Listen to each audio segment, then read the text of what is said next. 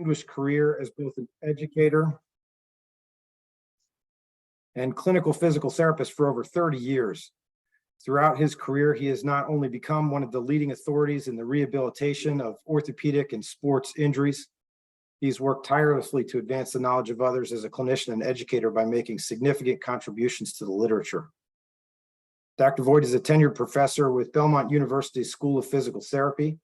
He holds a position of adjunct associate professor in the Vanderbilt University School of Medicine. Dr. Voight has worked with a number of high-profile athletic organizations, having served as a team physical therapist in the NFL and NBA, and consulted with various other professionals and Olympic teams.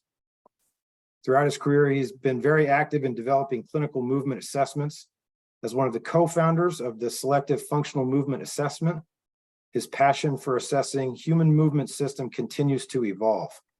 He was recently appointed by the APTA to the Movement System Task Force, while will further define the human movement system and develop a framework for promoting and integrating the concept of human movement system into physical therapy practice, education, and research. Not to be outdone, Mr. Lance Gill is the president performance coach at Lance Gill Performance. His duties include biomechanical evaluations, physical screening, program development, practice schedule development, periodization of programs, coach education, trainer education, and medical education of player staff. With the comprehensive approach via the TPI methodology, he has helped countless tour players reach and move towards their personal goals, and at the same time gain worldwide recognition for the TPI, Titleist, and Acushnet brands. Gentlemen, thank you so much for joining us this evening. We are excited for the discussion. I will turn over the virtual microphone to you, and we're pleased to learn from you this evening. Well, I'll start. Thanks so much for having us. This is fun to chat and talk golf. And I said, probably one of the biggest things, I was talking with Lance Gill earlier about this, and I've learned a lot about golf from him. So Lance is in the trenches every day working with tour players and recreational players for that matter. We're happy to share the things we've done and the lessons we've learned along the way, I suppose, would be a big one. And we'll sort of see what direction you guys want to take it tonight. We can pretty much go any direction you want. I'm sure we'll get some questions or some discussion about the Masters, since we just got done with that, and certainly have some insight with some of the players. As we were joking earlier, John Rahm, the winner on Sunday, was somebody that Lance, I think we were just chatting about, literally worked with when he started working with when he was what, 14, maybe 15, 14, 15? Yeah, he was with the Spanish Federation and at Titles Performance Institute. That was one of the first international federations that joined on board and had the foresight to really use our skill sets that we had at the time to develop their players and try to get a competitive edge. And it really shook me when I was watching the Masters, and 4 strong Spaniards have won the Masters, and it's not the biggest golf hotbed. It's like a Northern Ireland type of scenario, but they continue to put out some of the best golfers on the planet because of the way they approach their golf development, from creativity to technique to athletic development and medical intervention. Is just it's a very streamlined approach that yields player after player after player. And even at age 14, we knew John Rahm was going to be something special, predominantly because his attitude was just so positive, and you can hear a champion talk clearly and differently than non-champions will talk, and that always factors in for us as well. And I think the thing that we'll talk, and again, we'll let the guys and Dr. Mayer sort of jump in with questions and look at it, but that's another good example. And I'll sort of tee this up, Lance. We didn't even talk about this, you and I, but John Rahm would be a good example for you, or another one. And I think this is the direction for we want to maybe go down a little bit tonight, but this whole body swing connection and how we tie medical performance screening with golf pros and what they can do. And I'm reminded, I think you and I started, you sort of took me under wing 20 plus years ago, you and Greg Rose, and we were all working together. And I remember the very first player that you and I worked with that we had was a middle-aged, I'll call him middle-aged at the time, player, but Paul Carrington. And we have a picture of that. I was looking for slides tonight, and there was a picture that when we first started with him, and I'm not taking credit, nor would you take credit, but he was 173rd in the world. And we did his physical screens and looked at things, and through the team approach to what we do, we could figure out that when he has a problem, this is what it's going to be based on his physical limitations. You worked with him a lot more than I did, but in 2 years, I guess over a 2-year period, the next thing we know, he had 3 majors under his belt, and he was number 2 in the world with it. So it's the power of the system, I guess, and there'll be things we can talk about with that. And invariably, the game of golf, you can add any rotary sport you want into it. It's going to come with its share of injuries, its share of wear and tear. And this is where we as medical professionals by trade can show our true merits, because golfers have something inside of them that if we could genetically test them, it's probably the same as those who are addicted to drugs. They have a genome that doesn't let them leave the game once they start. And they will do anything and everything to get better, even if it is not advantageous for them. And thereby, we've seen some research showing that golfers will play with some sort of injury. 70% of golfers will play with an injury at some point in their career. That's a high number if you look at the total number of golfers around the planet, which is approximately 66 million. So there are people hurt in every corner, nook, and cranny on the globe that are seeking our team approach to help them get better. And that's where the medical professionals really, really shine. And going back to the addiction, they're going to play no matter what. It's our job to help them facilitate a game that doesn't preclude them from paying from a catastrophic injury. And honestly, to support the industry moving forward. I think it's one of the linchpins to making the game feasible for decades and generations to come. I don't want to hijack the webinar, but just one follow up for you, Lance. We do know those numbers are quite high, and I know the whole story with the golf balls and Titleist. But what do you think if you said globally, because there's a difference here? But our recreational golfers versus our professional athletes, and again, volume is a big part of it. But why do you think, why do the professionals get injured and why do the recreational players get injured? I was going to put it into 2 buckets, the golf professionals on TV get hurt due to overuse and breakdown and a lack of off season. I mean, Mike, you and I have we've argued about this before. The true golfing season, there is no off season anymore, and so the females and the males just can't recover. And think about it. They're playing 6 days a week. They're walking 7 miles each day they play, and then 4 of those theoretically are in competition. And it's a pretty brutal grind over the course of the year. Mike and I have actually watched some of our players' swing speeds decrease as we get closer to July, August, even into September. And periodizing our golfers is becoming an issue, but it's not the traditional Olympic periodization model. This is like a weekly periodization model that we have to go through. So overuse tends to be really what drives the professional injury, whereas the amateur is lack of awareness, lack of physical abilities, lack of technical abilities, poor equipment fitting. So it can be any one of those buckets. If I'm a medical guy, I would probably say majority of their inabilities is due to physical ineptitude. And us as medical and even our fitness professionals, we can do a lot to help an amateur enjoy the game more effectively from the outset if we just have some prevention at the beginning. Right. Did that answer it, Mike? Yeah, that's where I thought you'd go. But people don't realize, I think sometimes we were on the same page. Our tour players, they don't get a recovery period. And a lot of people look at it and think it's just golf. They're only playing golf. Well, they're playing golf 6 days a week. But what you don't realize when you see their scores and what they're hitting, they say, well, yeah, they hit a ball, 65 times. They don't see the 800 other balls they're hitting when they're warming up, and some of those days that not taking time off. But I remember just seeing them and the range, just hitting ball after ball after ball. I'd go to sleep after about 100, but it's volume, just sheer volume. Jack Nicklaus is down here in Jupiter with us, and he hosts a tournament every year for the Southern Florida PGA pros. And it's called Birdies for the Brave or something of the sort. It's for a children's hospital where they generate money. And this year, this was on Monday of this week, they generated $561,000 for charity. But here's how they do it.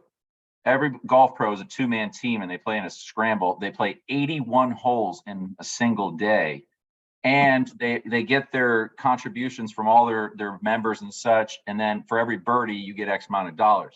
So our head director of golf goes out to play. He's played 0 golf in 4 months because we've been working straight up.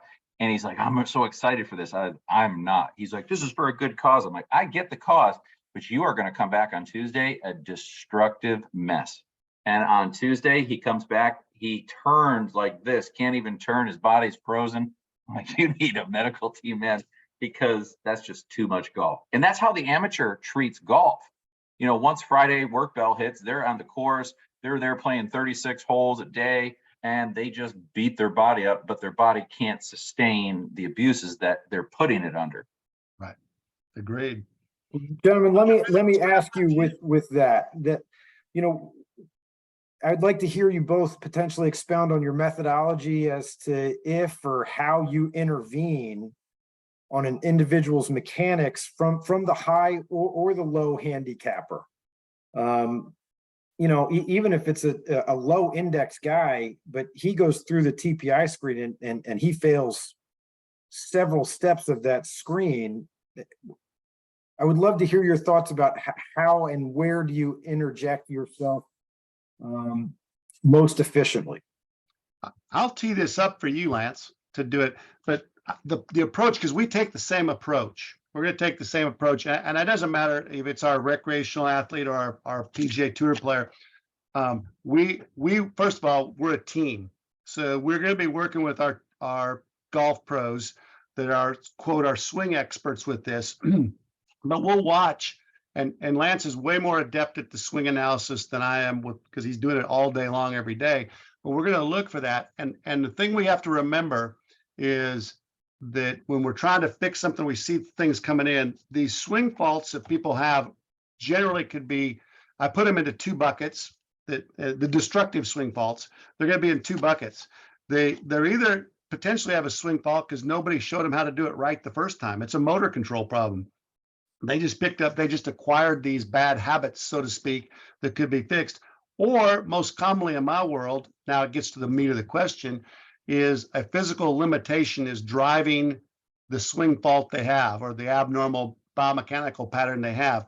And there's where the power of our system comes into play. So we run them then through this physical screen, and we probably get a little more in depth than the traditional screen, but run them through the screen, and we've developed this process where we know pretty much all the key key motions that make up the golf swing. And from that, we have things we're looking for stability and or these mobility type of problems. And we get this problem list. And Lance, I know you've been doing this for years, but looking at it, but the real power of the system, and this is actually what impressed me about you and the whole team when I came on 20 years ago, how accurate you guys are, or how accurate the system is, that giving these physical limitations that a person has, I remember how you actually showed it to prove it to people. Given these limitations, as you interviewed a golfer you didn't know, somebody out of the course, something, you could sit there and pretty well predict within about 95% accuracy what their swing fault was going to be or what the ball flight was going to be. And then you actually had them do it and prove that you're right. So to answer your question, I'm going to tee it up to you, Lance. We do our screens, but addressing the physical limitations and working with our teaching pros oftentimes solves the problem. Yeah. So just yesterday on my schedule in Jupiter, I don't look at my schedule from day to day because to me, it's all the same. I look at the body, I look at their golf swing, and I try to find a correlation, body swing connection.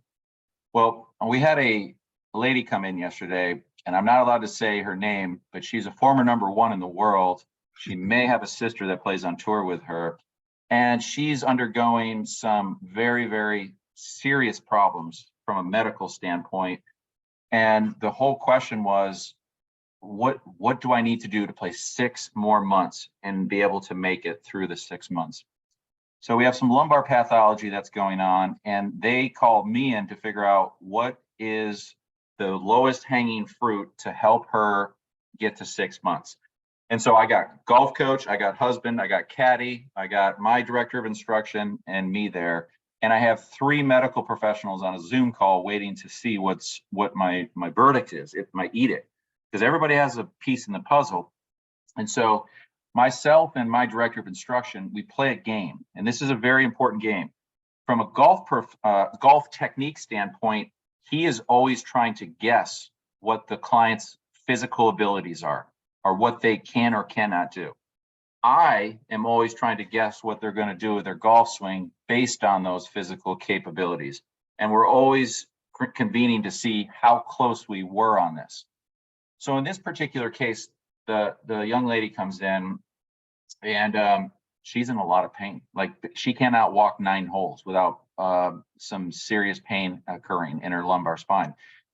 We find that at her setup, her pelvis is anteriorly tilted 32 degrees anteriorly. So you'll never get to a posterior tilt in the setup as it stands to the relationship of how when you bend forward. But if we look at the norms, the clinical norms for most of our best ball strikers on the planet, it's between 20 and 24. She's 6 to 8 degrees above and beyond the normal lordotic curvature of the spine or anterior tilt of the pelvis. It's set up.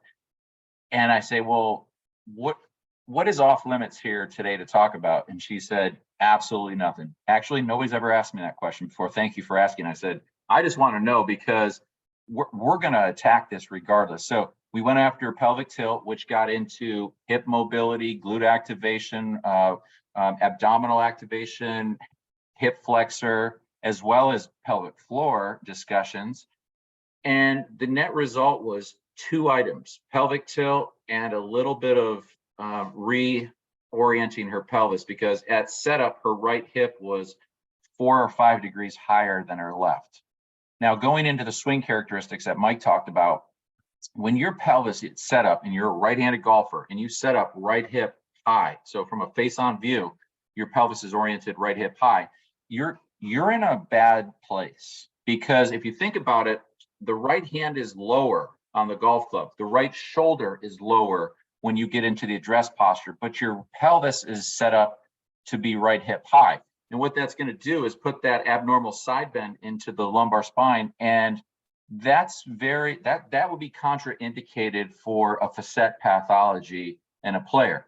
Now, this player has zero knowledge of this setup issue as it relates to her predicament. So I just say, why don't we try to set up left hip high with a little bit less anterior tilt, maybe clear some space for the acetabulum to rotate, and everything started to calm down. She's like, wow, this is very interesting. This feels different. This feels freer, and it almost feels more stable, like I'm not flipping my hands through impact because I can't rotate my body. That's a real life example that you don't have to be an LPGA #1 in the world to relate to. That could be the worst golfer in the world. It still is going to set up the same way in how we look at the golfer. Identify positions that are injury inducing, understand whether they can physically accomplish the motions that you would utilize to get them out of those positions, and then see what the subsequent response in the golf swing was. That's a real life scenario that happens every single day in my world. I think, Lance, and you sort of said that, I want it for Dr. Mayer, because he would know this too, on this team approach. I think the value of it is, you talked about how you guys work at the facility there at Jupiter Hills, but the real crux of it is, if you individually by ourselves, we're not going to accomplish any goals. So in other words, if the teaching pro wants to teach you, they're going to look at something, they're going to see a swing fault, and they're going to say, oh, well, you need to do it this way. So we're going to change this. But the problem is, and like your case you just brought up, Lance, what if the person can't do it? Or What if the person just had a total hip replacement and doesn't have the kind of rotation we want? What if they have all these things? And so they have to work together as the team, the medical person and the golf pro or the swing coach, to see what can we do. Or and you were trying to get 6 more months and probably fix it in the off season or whatever she may have. But what can we do? Because if you just, I think the discussion, I want to make sure we get to the question, because I do think this is a really good question, is at what point do you want to just jump in and start changing a golf swing? I'm guessing she had a reverse spine angle, Lance? She was, well, with a 7-iron, she was a +1 degrees forward flexion, which if I put a driver in her hand, we usually lose about 4 to 6 flexion, which would put her in reverse spine. And keep in mind, that's at 70% of her normal swing speed because she can't go over that. So yes, she's in reverse spine angle compared to where she was. But and we can describe that to the group what it is, but my best guess is a golf pro would typically look at somebody like that if they picked up on it and try to do something to change the reverse spine angle. But unless you corrected the physical impairment or addressed what she was doing physically, you may never get out of that reverse spine angle. In your case, she was in a huge anterior pelvic tilt with a lumbar lordosis, locking it up, and she was trying to move from a transverse plane into like a frontal plane or something. But I think we see this all the time. We've got to put 2 and 2 together, and there's where the screen is so valuable to us, because we can look to see or have pretty good insight. If you fail this screen, there's obviously a reason, but that reason is going to impact a golf swing in some way, shape, or fashion. And I'm a big fan of doing the physical screen, just so everybody here knows, right there, right then. I don't need to take them to a pristine medical environment or a fitness room. I do it right there and then. And I think that helps because now the player has my body is failing, my technique is failing, and I have pain, and here they're connected together. So it really resonates with the athlete. Lance, I wanted to underline one of the questions that you posed to this specific golfer, because I think it can be extrapolated to not just within the golf medicine realm, but with other sports medicine realms is what's off limits. And I just starred that, and really, because that's kind of meeting our player patient where they are. And if we cross their barrier before they even let us in the front door, that therapeutic alliance is done. So I tell you, I just put a star of it. I'm saying to myself, I got to start asking this question more often. Like maybe people are shutting down before I'm even allowed to come in. And let's go for it. But this is the $1 million question, Dr. Mayer. You went right to the 7th layer granite on a question. So go ahead, Lance. This is a very important one. And the reason why I asked this question is because we got to work with this same lady 12 or 15 months ago. I can't remember where it was, at the same course. And she didn't like what we had to say. And here's why. This is the silliest thing.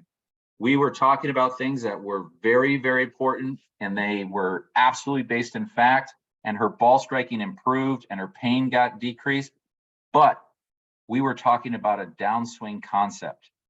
And she hates downswing concepts. She says, I only resonate with backswing philosophy. We never asked the question. We had no idea that we were in taboo territory, and we didn't even know we were getting fired.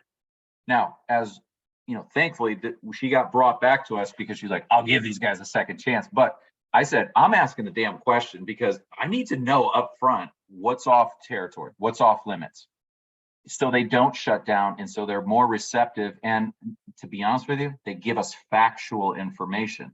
Mike, you know this. Anytime we ask a guy to tell their injury history, they tell us 1/10 of their injury history. Right. Would that be a correct assumption? Yeah, they don't know. But where it comes from, I think, just to set the tone up with, and Dr. Mayer, you have the same type of patients come in, that a lot of the guys I work with, and we could name a bunch of them, they have such a positive attitude. They do not want to hear anything negative from us about anything. And you know some of the ones, Lance. So you've got to be very tactful. So I generally pick it up from, I don't sometimes ask the player. I should probably ask it more. I'm always asking the caddy what's off limits, because they know what's off limits to talk about. And then you have to get creative to bring it back into play. But I see it a lot from the anything you say, if it's perceived negative, they will hang on that forever. I'll tell you a funny story with it, Dr. Mayer. This has nothing to do with a medical thing, but just to show you the mindset. There's a tour player was playing in one of these events like Lance said. It'll be quick here. And he came out, he wears flamboyant clothes. And just to show you can get in their head with little things. I can't remember the exact deal, but I'll tee it up this way. He showed up with pink polka dot shoes or something. They were the awfulest looking shoes I'd ever seen. And all I had to say was, those are the awfulest looking shoes I've ever seen.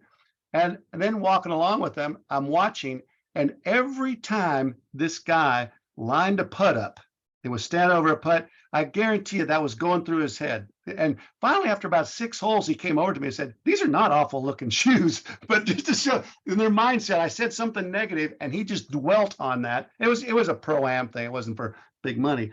But Lance, we see that with our guys. They don't want to hear, because the other one would be typically they don't want to hear is clubs. They don't want to hear equipment oftentimes because there's other factors that come into play. But they don't want to hear injury either, because right.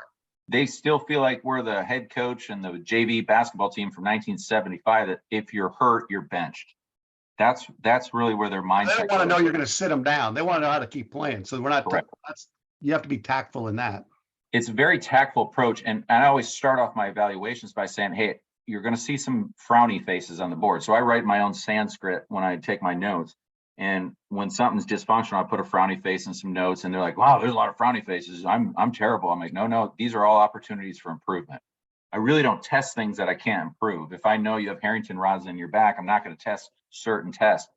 So I'm always saying, no, these are all opportunities for improvement. And then the cool thing about the TPI, which this is one of the really neat things I like, is they give you a barometer to say, after you do the whole level 1 screen, here's your fitness handicap. Here's your golf fitness handicap. You're a 36 out of 40, which is really bad, but you're a 5 handicap golfer. There is so much room for improvement, and the golfer lights up. They just beam up and say, wow, I have so much room for improvement. I'm pretty damn good. So I always use their dysfunction as a place of hope ultimately, so that they don't tune out too much, if you will. Lance, just out of curiosity, don't want to beat a dead horse with this, but is there a time you would ever cross the line in that taboo area? If something is emergent and they're going to potentially have a catastrophic issue, yeah, I'm crossing lines. But usually, I remember this player, and this is what I'm thinking for Dr. Mayer. We had a player come in, a well-known player, and he came in, and the complaint was, this is the one you never want to hear from one of your guys. I'm hitting the ball less distance. I'm losing distance. Over the last 6 months, I've lost 30 yards, something like that off the tee. And it's like, that's a lot. And so we run them through our screen, and we did our motion capture, 3D motion capture. We didn't actually get it. We didn't ask the right questions, like you said. But when the 3D motion capture we use, and this is my analogy, but when we look at video and try to copy 2D video, that's like in our medical world looking at an X-ray. When we put you on our 3D motion capture, that's the MRI. And so we looked at that, and do you remember this person? He had something was going on with his left hip. And the question then came up, what's going on with your left hip? To your point, Lance, he said, oh, I forgot to tell you guys, I saw my personal physician. I've got degenerative joint disease, and I'm scheduled to get a total hip in November, the end of the season. I think this might have been August. I'm trying to remember, July or August. It was late June, early July when he came to July. us. And now we got kind of a dilemma here. And the question was, the statement we made then was, nope, you're not going to get a total hip in November. You're going to get a total hip next week. Let's call your guy up and get him on the schedule and do it. And this guy goes, I'll give you 15 million reasons why I'm not doing it, because he had all this appearance money. And our comeback was that if you let that person go, this is where I was going with the cross the line, Lance, we'd also know if we let him play and continue doing what he was doing, at some point, he's going to develop a bad motor pattern. He's going to develop some horrible compensations that down the road, once his physical problem is taken care of, we may never be able to we may never be able to fix the swing problem because he's ingrained a motor pattern. And we basically told him that. And I think it was about a week or 10 days later, he had his total hip done and then came back and played golf. But that's what I was talking about, going over the line maybe a little bit with some of these guys. When we know there's something there that is going to be extremely detrimental down the road to their game. Agreed. But gentlemen, I want to kind of develop that a little bit more as far as preventive musculoskeletal care versus what I like to call the read and react portion of medicine. What is your philosophy as far as talking to some of your player patients? Again, the low index who might be pretty set in their ways and feeling pretty happy, and they've got this one little thing that's bugging them, but you see it's just the tip of the iceberg. What is that discussion like for you in your realm? I can give a quick one, and Lance, you deal with it all the time, but my quick one is this, and it's playing off of what Lance said just a little bit ago. It's that element of hope that's sitting there. And what I mean by that element of hope, we've never had a player come talk to us and say, guys, I want to work with you so I can hit the ball 20 yards less. They all want to hit it further and hit the fairway with it. So I sort of look at it as I try to find the positives from within what we might have found or what the complaint is, or looking at it saying, and very rarely, I can't think of one, Lance, you might have one. I can't think of a situation where we weren't able to improve distance or ball speed or control or something in their game. Even that low handicap person, we usually can find something that makes a huge difference in their performance on the out on the course. I don't know, but I think it's that element of hope is how I take it. Yeah, and when we're establishing hope with a patient who's either on the precipice of injury, already in an injury situation, or a discomfort, or the discomfort is they're playing terrible, we try to give them the minimal amount necessary. So the minimal dosage of intervention that we can on the outset. Because Dr. Mayer, you just pointed out, like they see the tip of the iceberg. They look at the tip, like my lower back hurts a little bit. We're looking under the water and saying, that's not just a lower back problem. That's a right hip, labrum tear, potentially cam lesion. So we're going much deeper, but we can't vomit that information on the players. So we're like, okay, let's do this. We're going to take one step forward today, and that's altering our pelvic tilt. Let's just get a neutral pelvis, or try to clear some space for the femoral head to rotate. That's all we're going to do. And if you buy an inch in that one action step, you gain a mile on the backside, and you gain a client for life. So I'm a big fan of minimal dose as possible at the outset. And that's not always a concept that people like, because like me talking right now, I feel like I have to talk a lot in order to get a point across, and it was driven across 35 seconds ago. Well, Lance, but what you're saying, I do like that. I think we point this out to the guys. That comes with a little bit of experience, because the other thing you're doing to get that buy-in that Dr. Meyer's talking about is we also know in the toolbox that you have, or when we go out and work with these guys, there are little tricks that when you look at a problem list and you might see something on there that's a big problem, as you sort of outlined, and there might be something a little bit lower down that list. But we also know through experience of doing this for a long time, if I take that low-hanging fruit and fix that one, it's going to come back tenfold on a return. It might not get to the real crux of my problem, but there's going to be the player's going to feel definite improvement, and now they're eating out of your hand. They'll do the rest of the stuff we do. So sometimes we dose or choose what we're doing to establish our patient-client relationship and get them to buy in. And once they're bought in, they're going to be with us forever. Like you said, this gal's now back with you.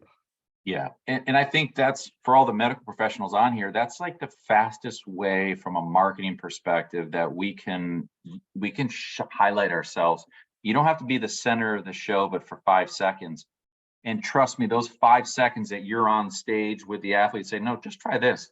That could change the course of their life. And that to me is prevention versus, emergent care, if you will.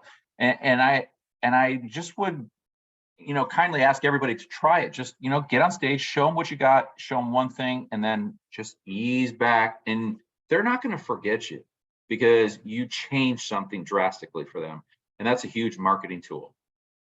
Well, we only change one thing at a time typically anyway, because this is a line I use, Dr. Mayer. We were talking, Lance and I, today. We talk all the time about stuff, but I know last week Justin brought this up to us. What are some of the pearls you've learned along the way, or mistakes perhaps I've made?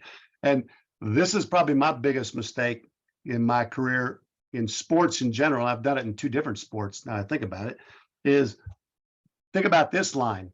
It's incredibly easy to take a great athlete and make them a good athlete. That is not the direction you want to go with a tour player. And so it comes back to the question Justin was asking too, then, well, when do we get into the swing? When do we look at different things? I change one thing only, let it play and see what happens. Because if I start monkeying around with too many things and I start changing somebody's swing, particularly on a great golfer, they are now a good golfer. And they're going to start missing cuts, and they may not know I did it, but we know we did something wrong. So I think that's correct, Lance. Take the baby steps. Just go for the low-hanging fruit. Take one apple, see what happens, then go for the next one. This may be a question for our mid and high handicappers than our low index tour players. And it does kind of lead us into that gray zone of our role. At what point, if ever, instead of looking at the person holding the clubs, do you look at the clubs themselves and say, we really need to start thinking about investing some well-earned dollars into some better equipment, and that can actually help your swing?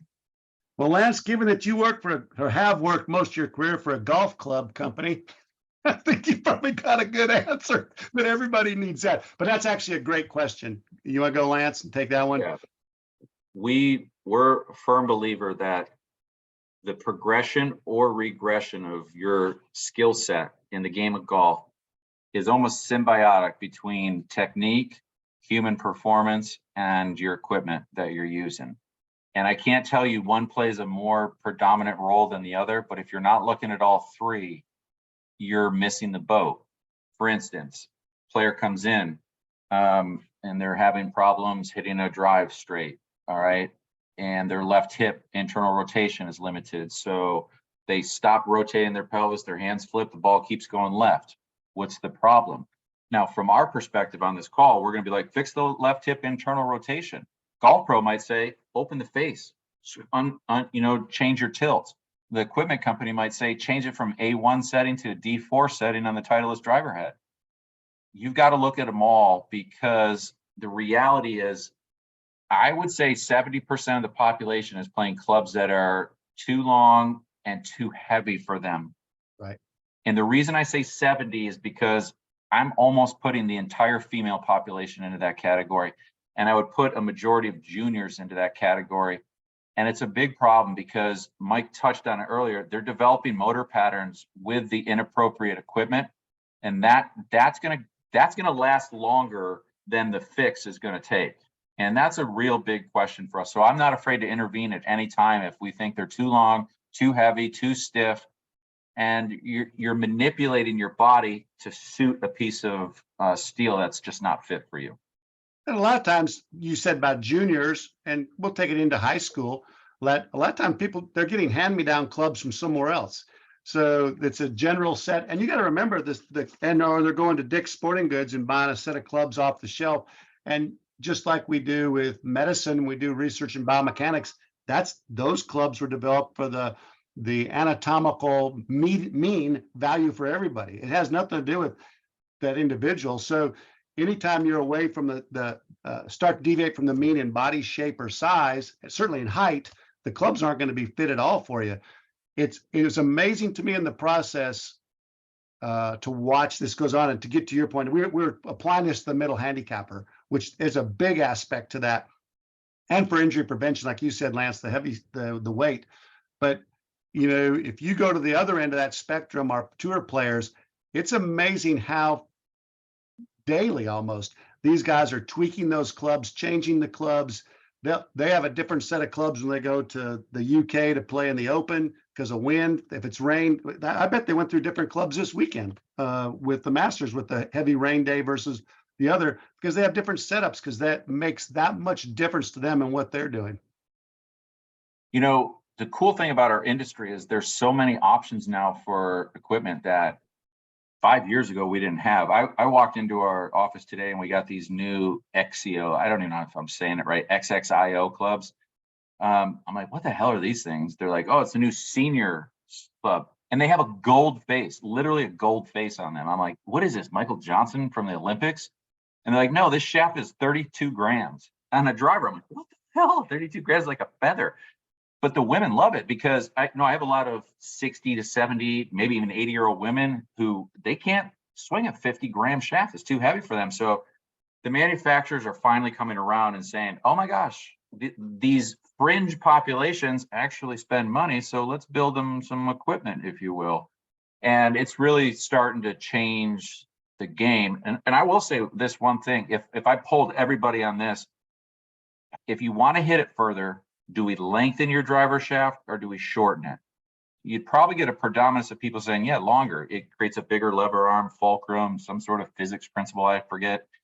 But the reality is we actually test sometimes shorter, up to 3 inches shorter on a standard length driver, and people are picking up 20% club head speed gains by being in a club that can swing more efficiently with less chance of injury and with better technique. So don't always think longer is better. That's what I want everybody to leave with. Exactly. So I shouldn't try and recreate Kyle Berkshire's backswing is what you're trying to get at. It's his downswing that I would ask you to stay away from. To be honest with you, though, that's a very interesting point. And this is like some of the mistakes Mike and I have made. You know, 10 years ago, force and pressure was a big catchphrase. But the reality is, if you weren't in a lab like you guys probably have, Mike, at Belmont, there was no force gathering data on golf swing. It was just pressure, like the body track mat was the only thing that we had. So we were making huge extrapolations and assumptions based on pressure. And we'd interconnect pressure and weight, and they're not the same. And we'd interconnect pressure and force, and they're not the same. So we started to put people into buckets that they really weren't into. But once our MRI machines got better and we actually started getting good force plates, holy moly, it really opened up the world for us. And those long drive guys and girls taught us a lot about force production, and it's rapidly changing how the tour players produce force as well as our amateurs. Because I don't know, prior to 5 years ago, they didn't think their feet were even contributing to the golf swing. And I'm like, no, they're probably the two most important things in the golf swing if you want to boil it down. Well, Kyle does that lead leg pressure with his toe into the ground to get tremendous force. It's ridiculous. I had a kid in today. He was one of our outside guys. He's a young professional. He polishes carts right now, just out of college. And he's like, Lance, my swing speed's 117 miles an hour. Like, that's pretty fast. He goes, no, it's not fast enough. He's like, I need my forces to be better. I said, okay, so let's look at him. His maximal vertical force in his golf swing was 132% of his body weight, which people are like, what does that mean? I'd say it's about 100% lower than it should be for a person of his caliber trying to play mini tours. And so we worked on some of that ground stuff that Kyle Berkshire does, where he pushes in with his lead toe and he almost spins out with his lower body through impact. Guy's vertical force went from 132 to 229% of his body weight in 2 swings. His club head speed went from 117 to 126.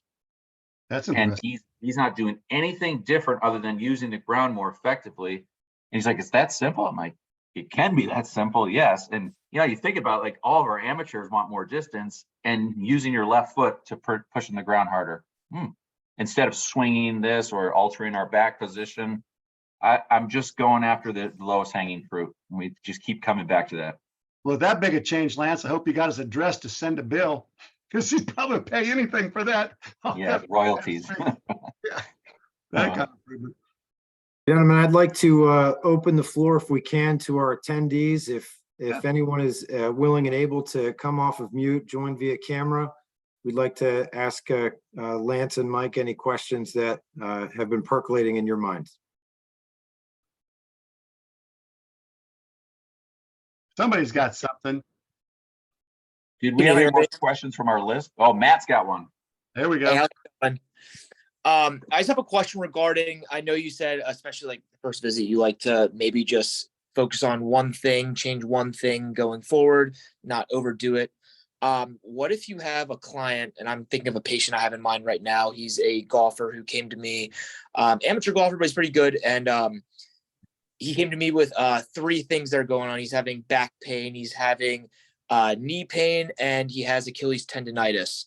Do you typically maybe just try to do one thing per body part if that's the case, or would you do something more of, all right, well, what seems to be the biggest limiting factor here, and let's address that first and then take a look at the rest of the stuff afterwards? We have a saying at our performance center. We don't treat symptoms, we treat diseases here. So I take that approach. This isn't going to work in all instances, but oftentimes all 3 of those are linked together somehow. And we do a lot of evaluation to see if there's a common thread as to links them all. And you'd be surprised at how many birds you can kill with one stone. So I oftentimes set the tone of the evaluation is like, I'm not treating symptoms, I'm treating the disease. So I have to look harder at what the disease is. And invariably, it's going to happen that something's linking them together, whether it's golf or body related, what have you. And that's the true artwork of our profession, is finding that core problem and then getting simple with that. Like, here are your 2 things to do. But in the case that they don't have a direct linkage, what I oftentimes will do is I'm going to baby step them on both of them. You do these 2 exercises for your Achilles, and I need to know in 3 days what the response is. And then we can add more, but right now we're just going to keep it super simple. Yeah, I would have to agree with that. Yeah, Matt. And I'm going to be biased in my answer because I work in a hip clinic and I see hip patients all day long with stuff. And so I'm a little bit biased to where the problem is with that. But it's amazing to me when you stick to the system, as Lance just said, how, we'll make it even simpler. I know you guys have all had that because a lot of you have been at level 1 and seen our talks and stuff, but it's either we put them in the 2 big buckets, stability and mobility problems. And it's amazing to me. And typically where the hypomobilities are, they're not the ones that hurt because they're not even working. So I see that patient, and you threw a wild card at me with the Achilles, but we see this patient all the time that complains at all levels, I might add, of low back pain and one side or another knee pain. Usually it's lead side for me, but it could be either side. But yet when you go through your system and you got to get the buy-in, I'll find, and I can give you one recently we had, the person comes in, it's a tour player, Lance's tour player, that sent to us, and the person's having these problems and it's back is why he's having to withdraw from tournaments. The guy comes in and he's got somewhere, and he, by the way, this is not going to sound that limited, but the guy's hypermobile. So he is hypermobile to begin with, and he's got 15 degrees of internal rotation at his hip, which he needs a lot more than that for a golf swing. So we see guys as little as, I've seen players come in with 5 degrees of hip internal rotation, and they want to know why their back is hurting and their left knee is hurting. Well, if the hip isn't working, you're compensating somewhere else, and they make it up in the low back, and they're going to try to get rotation at the knee, and they're going to start having problems there. And I would be willing to bet that potentially adds to an Achilles. I'm certainly going to see it at the ankle. So to me, I stick to my system, find that one thing or 2 things and do it. But I can tell you and we see this a lot with our players because they've got DJD. A hypomobile hip is going to lead to a lot of these problems. I know, Lance, I could probably sit here and think with you. I bet it would give us at least, I'm throwing a number out there, but at least 6 sling faults could come right off of that. Well, at least that, maybe more. But and the other thing that we're not talking about is they will not negotiate with their speed. So if Matt, if your client swings it at 105 miles an hour and they're having these 3 issues, they're swinging it at 105 miles an hour if they're completely healthy too. So they don't negotiate with speed. So, and the same with our tour players is they're going to go to what's normal, because if they don't play at that level, they're frustrated, their ego gets in the way, or their paycheck takes a hit. And now what Mike's saying is if all of a sudden your hip goes to 5 degrees internal rotation and you're still swinging the same speed, something's going to break down, and it's not going to be a friendly breakdown. It's going to be a catastrophic knee, catastrophic back, cervical, elbow. You're going to be looking at some major issue that we probably could have spotted a long time ago if we looked at disease versus symptom. But you have to be a good educator, because I can tell you what I hear fairly frequent. They'll say, hey, I don't know why you're spending so much time looking at my hip, because my hip doesn't hurt. My back hurts and you're not looking at my back. Why are you looking at my hip? I didn't come here with a hip problem. I came here with this. And we have to try to explain to them how one leads to another with that.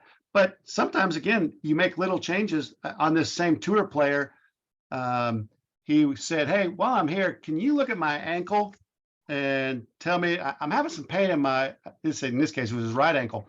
And I said, yeah, we'll take a look at it. The guy was at neutral. He didn't even have dorsiflexion on that side. And I'm like, are you kidding me? How are you swinging a club? I mean, in my mind, I'm thinking that, but I knew from our stuff, if you can't dorsiflex and you go into a downswing, the only way that you're going to get your body mass to rotate and turn is you're going to have to bring your pelvis, you're going to have to go forward, which is early extension. So the fact that I knew that, I just said, and he didn't know my terminology, but I said, hey, you feel trapped on your downswing when you're coming down with that? And I can't, what last week, he had a different phrase he used with that.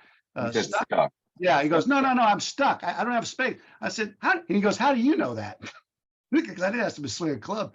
I said, well, let me show you how this all works. Immediate buy-in. So we have to be an educator with him and try to explain stuff. But I think oftentimes those areas of pain, I'm preaching to the choir with everybody on here, but it's the weak link that's going to break, right? So we just got to find out what's the driver of that to get to the weak link. That's a good question. We answered your question, Matt, but we gave it a shot. No, you did. Awesome. I really appreciate it. Yeah. Thank you. Thanks. What else we got? Anybody else want to try to stump Lance? Ryan just jumped on. Yeah, so I have a kind of personal. My son is just getting into golf, and he's going with his golf swing. And as I'm watching him, I'm noticing certain things that I want to correct. But at what point in time do you say, you know what, I'm just going to let it flow and see how this matures? Or do you then start breaking down? He's 12. Do you then start breaking down these golf faults right away? Where is your opinion on the pediatric population who are still growing and their swing's going to change 100 times before they finally get set in stone? I'm going to tell you the first thing then, and I'm going to speak as a non-parent with that. But right now, let them do whatever they want. In my opinion, part of this, they want fun is first. Because if we start driving them and getting to change, we could kick them out of the game or get it away. So as long as they're having fun, and I would, Lance, this is a good one because Justin asked us this question a week or so ago, but about things we learned. And one of the things we learned, and this I'm getting sort of Ryan's point, is you said you're seeing things that you might want to change or you're not sure what it is. But the reality of it is, we all used to think that. And I go back to our imaging, our plain film radiograph versus MRI. We used to always think that, hey, look at Tiger Woods. Let's look at Jack Nicklaus. Let's look at Arnold Palmer. Those are pretty really good golfers. And they've probably got film of every different direction of them doing. And golf pros are real notorious. They put them up on the screen. They got you next to them. They draw the lines. Look how Arnold does it. And look how you're doing it with that. Well, the one thing we learned with our technology was that there is no model swing. There isn't a model swing for somebody to go out and do something. There's hundreds of ways to swing a golf club. There's one efficient way to swing the club when we put you under the MRI, but there's 100 different ways. And the point that I'll make, and Lance, jump in, but if there was one way only to swing a club, I'm going to tell you right now, and we probably still are not going to see this in my lifetime, but there's not going to be a Jim Furyk school of golf out there. But he does with that big looping. Matt, well, one of your guys would say it, but with Wolf, you're not going to see, they're not going to have golf schools to say this, that big looping swing they do. But I can tell you, if you take Jim Furyk and you put him next to Tiger Woods or Phil, or let's do a couples that has a reverse spine. When you look at how they swing, not what they're, if you look at, you see what you're seeing, what they do, but when you look at how they generate their swing, they all do it the exact same way. It's exact with pelvis, trunk, shoulder, club with that. And it peaks in the exact same order, all of them. I don't know what they're doing. I don't see what they're doing, but I can tell you they're all efficient. So I would say back on this, I don't know, as long as your son's having fun and he's not having issues with getting hurt, I kind of like to let him swing. And quite honestly, at that age, the biggest thing I'd be challenging him is developing speed and let him swing the club as hard as he can. I wouldn't, and as a dad, if it came down in 2 counties away, I wouldn't care, because that's the time to develop speed in a junior golfer. Let him get, and that's what Nicholas would tell us, swing it as good as you can. But you got to comment, Lance, on swing fault, swing. I just have a question for Ryan. I will say to everybody on this call, does anybody on this call in a 10-year span on your business make $71 million?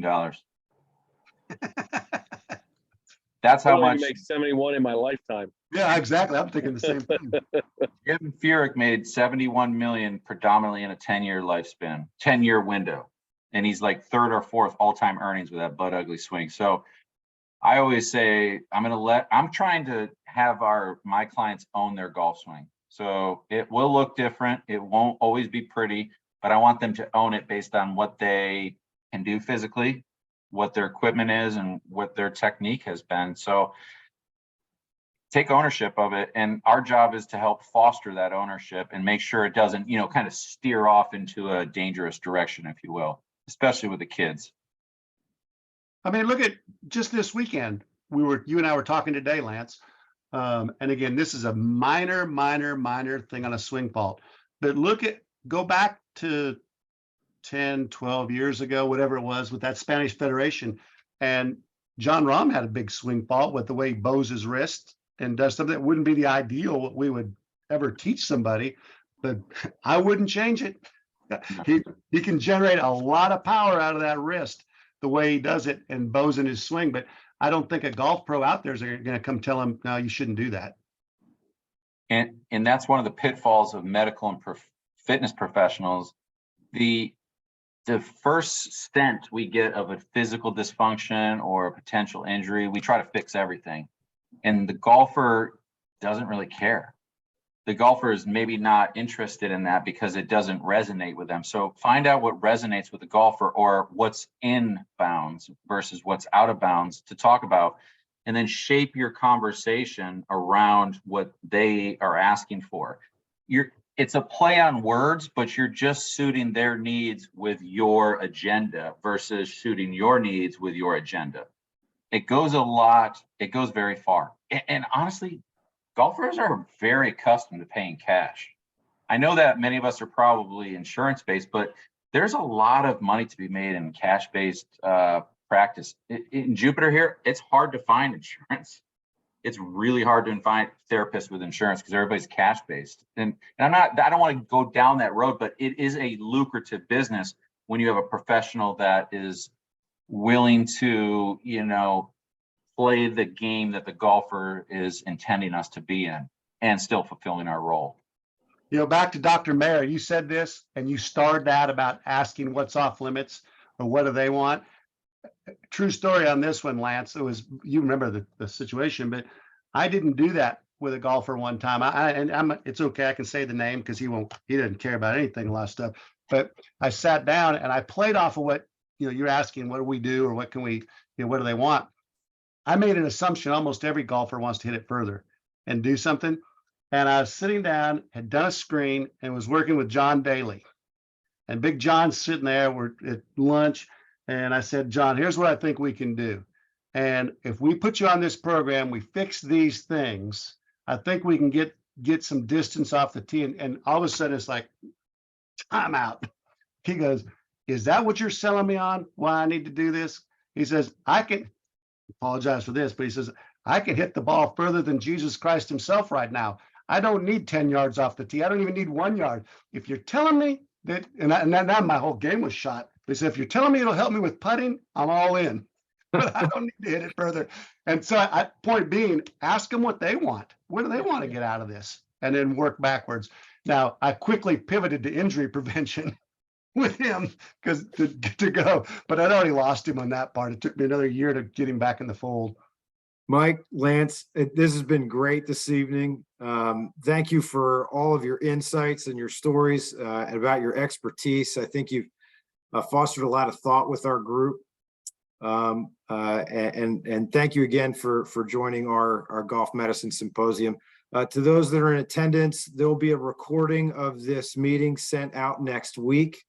And for those who weren't able to make it, hopefully they'll be able to enjoy some of these stories and clinical pearls too. I know that I'll be walking away with what's off limits, and I'm going to be asking that a whole lot more in my life, personally and professionally. Maybe, I'll just see if I can keep it in bounds. But thank you again, guys. Yeah, thanks for having us. I look forward to seeing you guys in a few weeks when we come up and teach up there. Thank you. We're looking forward to it too. Everyone have a nice evening. All right, thanks.